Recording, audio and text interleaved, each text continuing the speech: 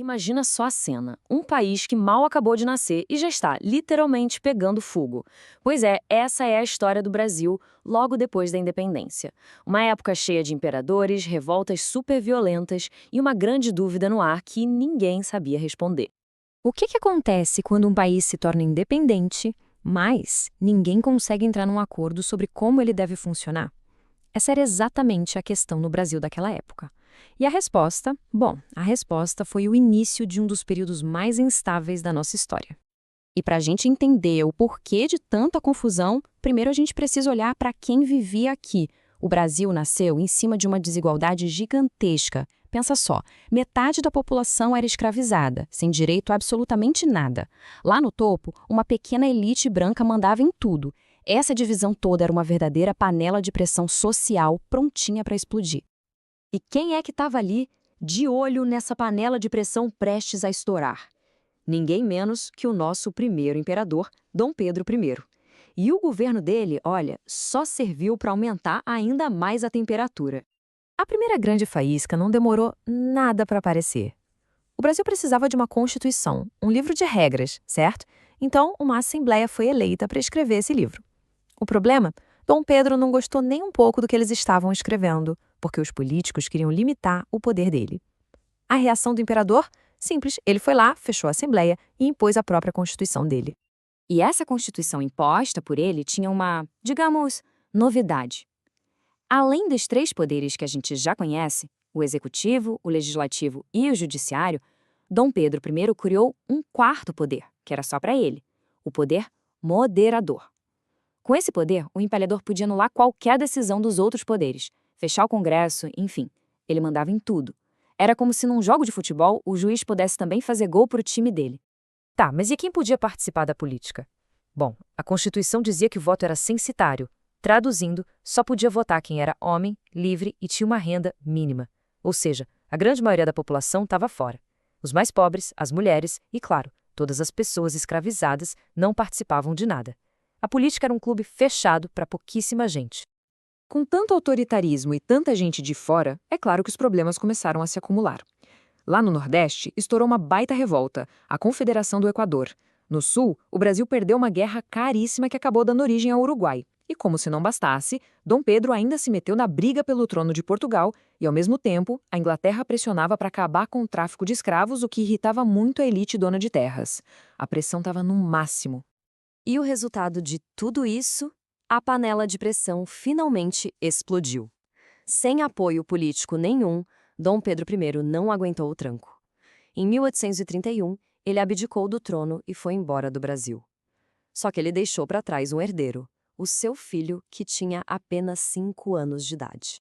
Então, com o imperador fora e um menino de 5 anos como futuro rei, o Brasil entrou num verdadeiro vácuo de poder, o chamado período regencial. E olha, se antes a gente tinha uma panela de pressão, agora a tampa tinha voado longe. Foi uma década de puro caos. Esse período durou quase 10 anos, de 1831 até 1840. Nesse tempo, o Brasil foi governado por regentes, que eram políticos escolhidos para tocar o barco enquanto o príncipe não crescia. Para tentar botar um pingo de ordem no caos, eles criaram a Guarda Nacional. A ideia era ser uma força de cidadãos armados. Mas quem comandava eram os fazendeiros mais ricos de cada lugar, os coronéis. Isso deu um poder gigantesco para eles e foi o comecinho do famoso coronelismo. E o que torna essa época tão explosiva é que não era uma briga só. Eram várias ao mesmo tempo. Começaram a pipocar conflitos pelo Brasil inteiro, cada um por um motivo. Tinha revolta para expulsar os portugueses do comércio, revolta de gente que queria o Dom Pedro I de volta, e, claro, as importantíssimas revoltas de pessoas escravizadas lutando pela liberdade. E, para completar, explodiram as gigantescas rebeliões regionais que queriam mais poder ou até se separar do Brasil. Falando nessas revoltas, uma das mais incríveis foi a dos Malês, que aconteceu em Salvador em 1835. Essa citação da época mostra bem a força do que eles queriam. Liderada por africanos muçulmanos, a revolta não era só para acabar com a escravidão, era um plano para construir uma sociedade nova, governada por eles. Imagina a coragem e a ousadia desse projeto. Agora vamos dar um zoom em algumas dessas grandes rebeliões que quase partiram o Brasil no meio e mostram as diferentes caras desse período de fogo. Para ter uma ideia de como o Brasil estava dividido, vamos comparar duas revoltas que aconteceram na mesma época, mas em pontas diferentes do país. No sul, a Guerra dos Farrapos. Foi uma revolta da elite dos fazendeiros gaúchos, bravos com os impostos.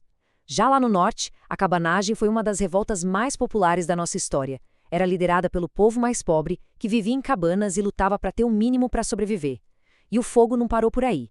Na Bahia, a Sabinada tentou criar uma república, e no Maranhão, a Balaiada uniu vaqueiros escravizados contra a miséria. Eram focos de incêndio para todo lado. E a cabanagem, em especial, teve um custo humano assustador. Se liga nesse número. Estima-se que mais de 30.000 pessoas morreram. Isso era uma parte enorme da população da província do Grão-Pará naquela época. O número mostra a violência brutal com que o governo central esmagou esses movimentos populares. Mas olha, no meio de tanta guerra e violência também surgiram figuras lendárias. Durante a Guerra dos Farrapos, uma mulher chamada Anita Garibaldi pegou em armas e lutou de igual para igual com os rebeldes. Ela se tornou um símbolo de coragem e mostra que mesmo numa sociedade que tentava apagar a voz delas, as mulheres também estavam lá, participando e construindo a nossa história. Ok, o cenário era esse. O país pegando fogo de norte a sul. A elite política olhava para tudo isso e entrava em pânico. O grande medo deles era que o Brasil se quebrasse em vários países menores, como tinha acontecido com os vizinhos da América Espanhola. Era preciso uma solução, e rápido. Tem uma frase de um dos regentes, o Diogo Feijó, que resume perfeitamente o clima da época. Ele disse: "O vulcão da anarquia ameaça devorar o império." O medo era real. Para eles, a única saída era colocar no poder, de novo, uma figura de autoridade bem forte que pudesse unir o país. E a solução que eles tiraram da cartola foi, digamos assim, bem inusitada: antecipar a maioridade do jovem herdeiro do trono.